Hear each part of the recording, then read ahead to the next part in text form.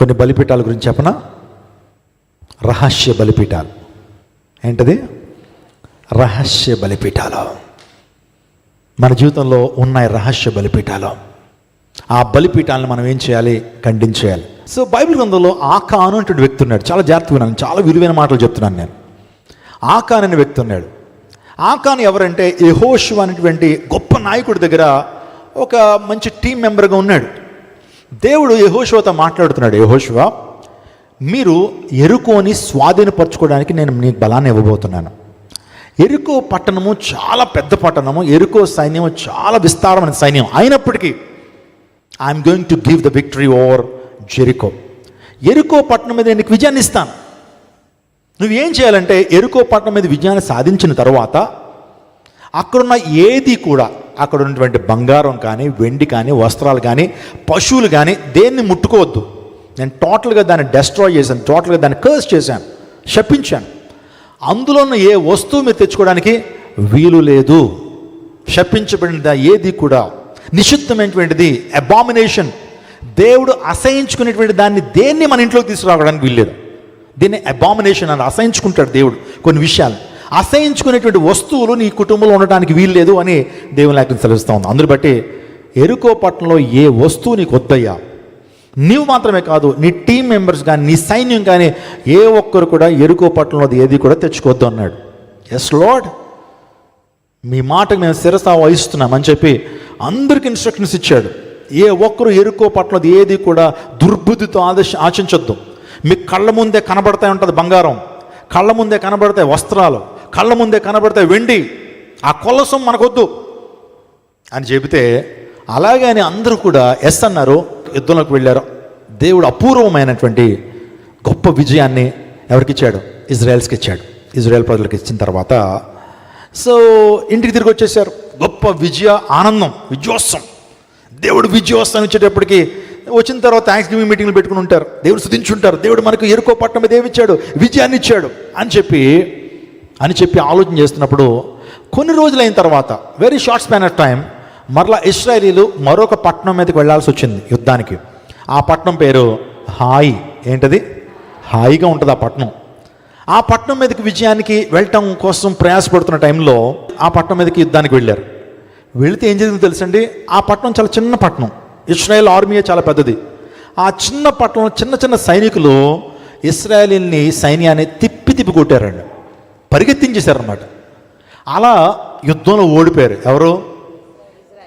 యుద్ధంలో ఓడిపోయారు ఇశ్రాయేల్. పరువు అంతా పోయింది. పెద్ద పట్టణం మీద ఏమో విజయాన్ని సాధించామా, చిన్న పట్టణం మీద ఓడిపోయామా? ఏంటి అవమానం? అక్కడున్న వారు అందరూ చెప్పుకుంటున్నారు. చిన్న చలిచీమల ద్వారా ఏమైపోయింది? ఒక పద్యం ఉంటుంది కదా, ఏమంటే సర్పం అంట చలిచీమల ద్వారా ఏమైపోద్దట? చనిపోద్ది అనేటువంటి పద్యం ఉంటుంది. ఎగ్జాక్ట్లీ ఇశ్రాయేల్ యొక్క పరిస్థితి అదే. సైన్యం చనిపోయారు. హాయి పట్టణం మీద ఎందుకు ఓడిపోయాం అని మొత్తం కూడా వారంతా కూడా ఆలోచన చేస్తున్నారు. యెహోషువ ఆలోచన చేస్తున్నారు, ప్రభువా, యెరికో పట్టణం మీద మాకు విజయాన్ని ఇచ్చినటువంటి నీవు హాయి పట్టణం మీద ఎందుకు విజయాన్ని ఇవ్వలా? ఎప్పుడైనా నీ జీవితంలో ఫెయిల్యూర్స్ కలుగుతున్నప్పుడు ఎప్పుడైనా చెక్ చేసుకున్నారా? ఆత్మ పరిశీలన చేసుకున్నారు. ఎందుకు నా జీవితంలో ఈ కార్యాలు జరుగుతున్నాయి? ఎందుకు నేను ఓడిపోతున్నాను? ఎందుకు నా జీవితంలో ఈ వైఫల్యాలు? ప్రభువా, నీకు ఆయాసకరమైన మార్గం నాలో ఏదైనా ఉందేమో అని ఎప్పుడైనా స్వపరిశీలన చేసుకుంటున్నారా మీరు? అలా చేసుకోవడం చాలా మంచిది. దాన్నే సెల్ఫ్ ఇంట్రాస్పెక్షన్ అన్నారు. అనండి, సెల్ఫ్ ఇంట్రాస్పెక్షన్. దీన్నే స్వీయ పరీక్ష, సెల్ఫ్ ఎగ్జామినేషన్ అంటారు దీన్ని. ఎప్పుడైతే చేసుకుంటే ప్రభు చెప్పాడు ఏమని తెలుసా? యెహోషువ, మీ యొక్క సైన్యంలో నా మాట వినకుండా నిషిద్ధమైన వస్తువులు ఒక వ్యక్తి తెచ్చి తన గుడారంలో కప్పెట్టాడు. అందరూ బట్టే మీకు హాయి పట్టణం మీద నేను విజయాన్ని ఇవ్వలేదు అన్నాడు. ప్రభా, ఎవరయ్యా? ఎంక్వైరీ మొదలుపెట్టాడు. వెంటనే చీట్లు వేశారు. ఎవరు నిషిద్ధమైన వస్తువుని తీసుకొచ్చి, అసహ్యమైనటువంటి ఆ వస్తువుని తీసుకొచ్చి గుడారంలో కప్పెట్టారట ఎవరు అని చీట్లు తీస్తే ఆ చీటు కాస్త ఎవరి మీద వచ్చింది? ఆకాన్ అనే వ్యక్తి మీద వచ్చింది. ఆకాన్ని పిలిపించాడు. ఆకాన్ని చేసావా? నిషిద్ధమైనవి అసహ్యమైనటువంటి వస్తువులు తీసుకొచ్చావా? దేవుడు వద్దనటువంటి వస్తువుని ఇంట్లోకి తీసుకొచ్చావంటే ఆల్రెడీ ఆ నోట ఈ నోట అందరికీ తెలిసిపోయింది. ఒప్పుకోక తప్పుకోలేదు. ఒప్పుకోక తప్పలేదు. ఏం చేశాడు ఈ ఆకాను? ఎరుకో పట్టణంలో ఒక షీనారు వస్త్రం, ఏంటది? Babylonian cloth. అది కొన్ని లక్షల విలువలు ఉండే ఆ క్లాత్. అది షీనారు వస్త్రాన్ని తీసుకున్నాడు. ఆ తర్వాత బంగారుపు కమ్మిను తీసుకున్నాడు. వెండిని 200 తులముల వెండి, సుమారుగా బంగారుపు కమ్మి, విలువేంటి బంగారు కమ్మిని తీసుకొచ్చి ఆ శ్రీనివాసంలో చుట్టి ఎవ్వరికి తెలియకుండా రహస్యంగా తీసుకొచ్చి తన ఇంటి గుడారపు మధ్యన భూమిలో కప్పెట్టాడు. తద్వారా ఏం జరిగింది? ఇశ్రాయేల్ టోటల్గా వైఫల్యం చెందటానికి, ఓడిపోవడానికి ప్రాముఖ్యమైన కారకుడిగా మారాడు. ఎవరు? ఆకాను.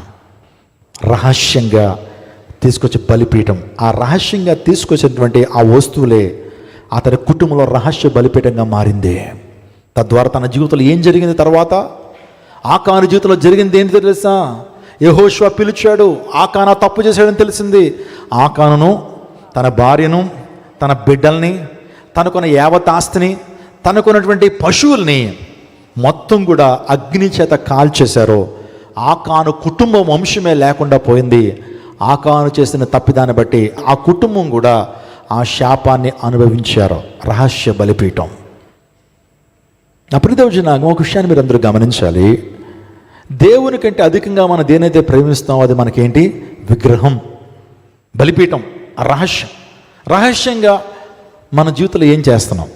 యవనస్తులు ఇక్కడ చాలామంది ఉన్నారు. నీ తల్లిదండ్రులకు తెలియకుండా, నీ తోబుట్టులకు తెలియకుండా నీ ఎవరితో చాటింగ్ చేస్తున్నావు? కొంతమంది యవనస్తుల యొక్క ఫోన్స్ చూస్తే ఫోన్కి పాస్వర్డ్, ఆ ఫోన్లో ఉండే వాట్సాప్కి పాస్వర్డ్, ఇన్స్టాగ్రామ్కి పాస్వర్డ్, ఫోల్డర్కి పాస్వర్డ్, మొత్తం నీ బతుకంతా పాస్వర్డ్లే. ఎవరికి తెలియకూడదు, నా గురించి ఎవరికి తెలియకూడదు. ఇది రహస్య బలిపీఠం కాదా? ఫోన్లో వచ్చినప్పుడు బాత్రూంలోకి వెళ్ళి ఎందుకు మాట్లాడుతావు? నువ్వు నేరుగా మాట్లాడచ్చుగా. ఏంటి రహస్యాలు? సి మై చర్చ్, నేను ఎవరిని క్రిటిసైజ్ చేయట్లేదు, సందర్భోచితంగా చెప్తున్నాను. దేవుని కంటే అధికంగా నువ్వు దేనైతే ప్రేమిస్తావు నీకు విగ్రహం. ఏంటి రహస్య బలిపీఠాలు? ఏంటి సీక్రెట్సీ? ఎందుకు నీకు ట్రాన్స్పరెన్సీ ఉండాలని దేవుడు కోరుతున్నాడు కదా. కాబట్టి నా ప్రియ దేవజనాగమా, ఆకాను చేసినటువంటి ఆ పాపాన్ని బట్టి గొప్ప శిక్షను ఆకాను పొందుకున్నాడు. మన జీవితాల్లో కూడా, మన జీవితంలో రహస్య బలిపీఠాలని మనం కలిగి ఉన్నామేమో. దాన్ని ఏం చేయాలి తెలుసండి? ఈరోజు దాన్ని ఐడెంటిఫై చేయాలి. ఇంకో మాట చెప్తాను. కొన్ని సందర్భాల్లో మనం చేసే ఆరాధన కరెక్ట్గానే ఉంటుంది, కానీ మన బలిపీఠాలు తప్పుడు బలిపీఠాలుగా ఉంటున్నాయి. గమనిస్తున్నారా మీరు? దేవునికి విధేయత చూపించకుండా మనం చేసేటువంటి ఆరాధన అదేమవుతుందో తెలుసండి? రహస్య బలిపీఠాలు అవుతాయి. ఇంకో మాటలో చెప్పాలంటే, ఆల్టర్ మంచిదే, కానీ ఆరాధన తప్పుడు ఆరాధనలు ఉంటాయి. ఆ తర్వాత ఆరాధన మంచిదే, కానీ రాంగ్ ఆల్టర్స్ ఉంటాయి.